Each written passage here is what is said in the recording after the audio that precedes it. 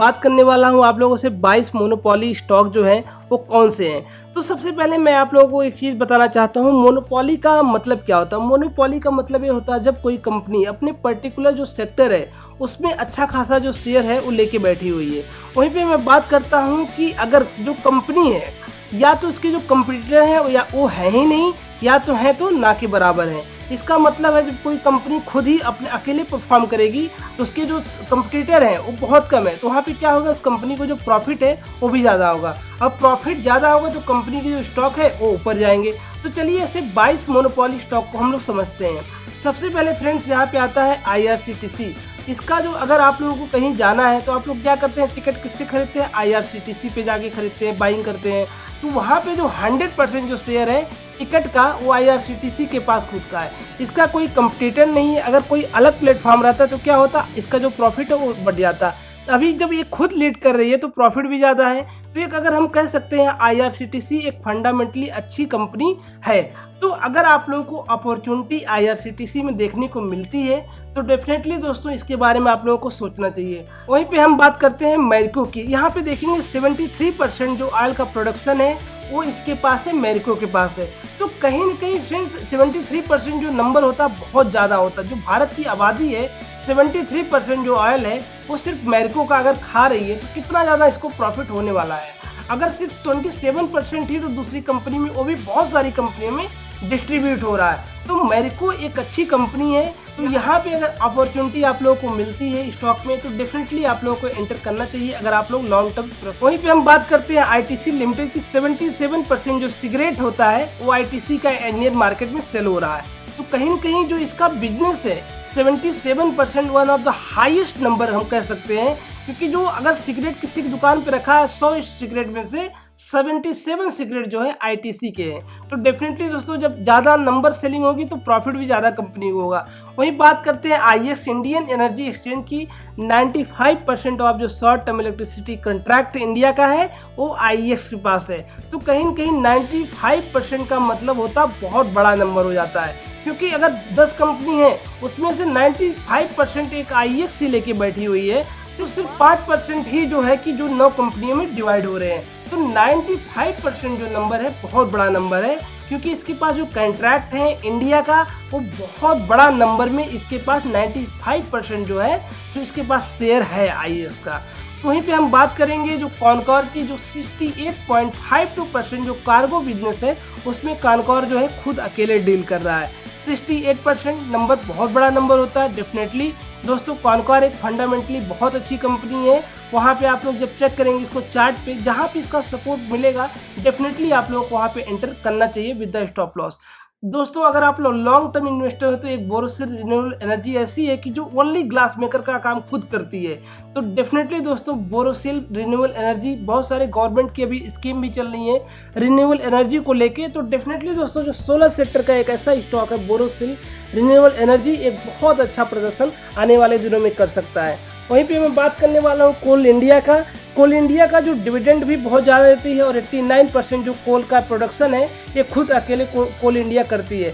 तो डेफिनेटली दोस्तों अगर आप लोगों का विचार है कोल इंडिया के बारे में, अगर एक अपॉर्चुनिटी मिलती है, क्योंकि मार्केट का जो सेंटीमेंट है बहुत ज़्यादा निगेटिव चल रहा है और बहुत ज़्यादा अपॉर्चुनिटी भी मार्केट में आप लोगों को देखने को मिल रही है। तो जहाँ पे अपॉर्चुनिटी आप लोगों को देखने को मिल रही है तो कहीं न कहीं जो मोनोपोली सेक्टर वाली स्टॉक है डेफिनेटली आप लोगों को इनके बारे में सोचना चाहिए। वहीं भी मैं बात करता हूँ हाल की HAL की। ये 100% जो डिफेंस का मैन्युफैक्चरिंग है HAL खुद करता है। इस मीन कि इसका जो प्रॉफिट होगा डेफिनेटली दोस्तों ये मोनोपोली बिजनेस है तो यहाँ पे इसका प्रॉफिट भी मोनोपोली ही होगा, अच्छा होगा। डेफिनेटली दोस्तों HAL जो है बहुत अच्छी कंपनी है। यहीं पे हम बात करने वाले हैं CDSL की। 59% जो डिपोजिटरी बिजनेस है CDSL के पास है। ये 59 बहुत बड़ा नंबर होता है। अगर कहीं बात करते हैं 10 कंपनी है 15 कंपनी, इसमें 59% अगर एक कंपनी खुद लेके बैठी हुई है, इसका मतलब समझ रहे हैं कि बहुत अच्छा खासा वो प्रॉफिट अर्न कर रही है, क्योंकि कंपटीशन तो है ही नहीं, कंपटीटर तो है ही नहीं, मतलब सिर्फ प्रॉफिट ही प्रॉफिट होना है यार। तो वहीं पे हम बात करते हैं BHEL की, भेल की बात करते हैं।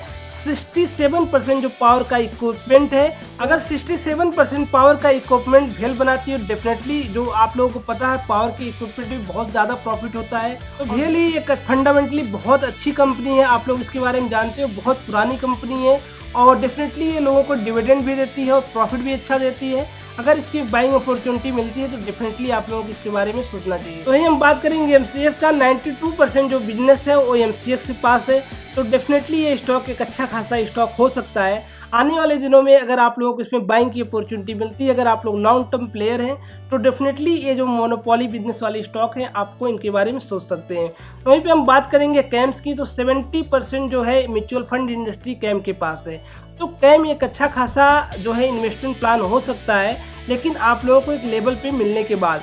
वहीं अब हम बात करने वाले हैं NOCIL लिमिटेड की, जो कि रबर की मैन्युफैक्चरिंग कंपनी है। इसके पास 40% जो है मार्केट का शेयर है। 40% अगर मान लीजिए 10 कंपनी में से सिर्फ एक कंपनी के पास 40% खुद का शेयर रहेगा तो वो कंपनी कितना ज़्यादा जो है प्रॉफिट अर्न करेगी। तो डेफिनेटली दोस्तों NOCIL लिमिटेड एक अच्छी कंपनी है, इसके बारे में आप लोग सोच सकते हैं जब एक अच्छी खासी बाइंग पोजीशन पे आएगी। तो वहीं अब हम बात करने वाले हिंदुस्तान जिंक की, जो कि 78% का जो जिंक इंडस्ट्री का शेयर ये खुद लेके बैठी है। मतलब इसका जो मोनोपोली बिजनेस है कहीं कहीं 78% के आसपास है जिंक इंडस्ट्री में। तो जिंक इंडस्ट्री में अगर हम बात करेंगे तो हिंदुस्तान की जो कंपनी है हिंदुस्तान जिंक है एक अच्छा खासा अपना रोल प्ले कर रही है। डेफिनेटली दोस्तों इसके बारे में आप लोग सोच सकते हो। वहीं पे अब हम बात करेंगे BKT टायर की, जो कि 6% ग्लोबल ऑफ हाईवे का टायर ये मार्केट खुद कैप्चर करता है BKT टायर। वहीं पे अब हम इंडियन मार्केट की बात करेंगे तो 30% शेयर BKT टायर का है। डेफिनेटली दोस्तों ये स्टॉक जो है अच्छा हो सकता है अगर आप लोग इसको अच्छे से आप लोग समझ के एक अच्छी जगह इन्वेस्ट करते हो। तो अब हम बात करने वाले हैं DLF की। DLF जो है इंडिया का लार्जेस्ट एयरपोर्ट सर्विस एग्रीगेटर जो है बिजनेस को लीड कर रहा है। तो अगर कहीं मोनोपोली बिजनेस है, अगर एयरपोर्ट में सिर्फ एक ही कंपनी है जो कि एग्रीगेटर बिजनेस का काम कर रही है, तो डेफिनेटली वो जो कंपनी है एक अच्छा खासा रेवेन्यू जनरेट कर रही है। वहीं पे हम बात करेंगे APL Apollo steel and pipe की। 50% जो शेयर है स्टील ट्यूब का और पाइप का, ये जो APL अपोलो स्टील पाइप की कंपनी है इसके पास है। तो अगर जिसका जितना ज़्यादा शेयर रहेगा, मतलब जिसकी ज़्यादा प्रोडक्शन है या सेलिंग है, अगर वो कंपनी खुद करेगी जिस इंडस्ट्री में, तो डेफिनेटली वो एक अच्छी कंपनी वो हो सकती है। आप लोग उसका फंडामेंटल एक बार चेक करके जरूर उसमें इन्वेस्ट करना चाहिए। आने वाले दिनों में इट में भी पॉसिबल कि डबल ट्रिपल फोर ट्रिपल कुछ भी हो सकती है, क्योंकि जब मोनोपोली जब बिजनेस वाले स्टॉक होते हैं डेफिनेटली एक दिन वो फटते हैं। यहाँ पे हम बात करेंगे पीडीलाइट की, पीडीलाइट इंडस्ट्री की। ये जो है 77% इसका जो एडेसिव का बिजनेस है, वो ये जो कंपनी पर्टिकुलर सेक्टर में 70% जो है शेयर खुद का है पीडीलाइट इंडिया का। अब हम बात करते हैं नेस्ले का। अगर आपके घर में बच्चे हैं तो जानते होंगे जो सेरिलैक है वो किस कंपनी का खाते हैं, नेस्ले का खाते हैं। 96.5% जो है शेयर इन सेरिलैक इंडस्ट्री। तो कहीं न कहीं जो आपके घर में बच्चे या हमारे घर में बच्चे जो सेरिलैक खा रहे हैं वो नेस्ले का खा रहे हैं। तो डेफिनेटली इसके जो कंपटीटर हैं ना के बराबर हैं। तो कहीं न कहीं आने वाले दिनों में ये कंपनी अच्छा परफॉर्म तो ऑलरेडी कर ही रही है और भी अच्छा परफॉर्म कर सकती है। अब हम बात करने वाले हैं सिंजन की। 50% कंट्रैक्ट रिसर्च एंड मैन्युफैक्चरिंग की इंडिया एक खुद कंपनी करती है। दोस्तों जिसका 50% जो कंट्रैक्ट है रिसर्च का और मैन्युफैक्चरिंग का, तो कितनी ज़्यादा अच्छी कंपनी ये हो सकती है आने वाले दिनों में। तो चलिए अब हम बात करते हैं प्राज इंडस्ट्री की। 60% इथेनॉल प्लांट का इंस्टॉलेशन ये कंपनी खुद करती है। वहीं पे अब हम बात करेंगे आसी इंडिया ग्लास का। 70% जो है automatic glass and 50% Arctic glass आसी इंडिया ग्लास लिमिटेड के पास है। तो डेफिनेटली अगर 77 जो % का नंबर होता है बहुत बड़ा नंबर होता है। वहीं पे बात करते हैं 50% आर्टिक ग्लास का जो मार्केट है इसके पास है। तो जब जो कंपनी एक अच्छे खासे सेक्टर में एक अच्छा खासा अपना शेयर लेके बैठी है तो कंपनी एक डेफिनेटली अच्छा हो सकती है। तो दोस्तों अगर आप लोग मेरे चैनल पे नए हैं तो चैनल को सब्सक्राइब कर दीजिए और वीडियो को लाइक कर दीजिए। दोस्तों मैंने बहुत सारी ऐसी वीडियो बना के प्लेलिस्ट में डाला हुआ है, आप लोग वहाँ जाइए और टेक्निकल एनालिसिस आप लोगों को सीखना है। डेफिनेटली आप लोगों के लिए वो वीडियो बहुत ही हेल्पफुल हो सकती है।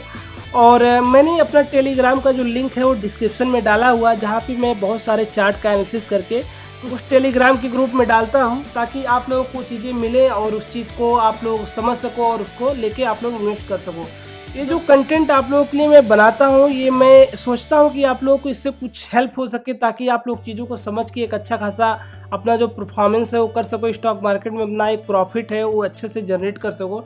तो मैं इस प्रकार की ऐसी बहुत सारी वीडियो आप लोगों के लिए लाता रहूँगा जो कि एक इन्फॉर्मेशन का काम आप लोगों के लिए करेंगी।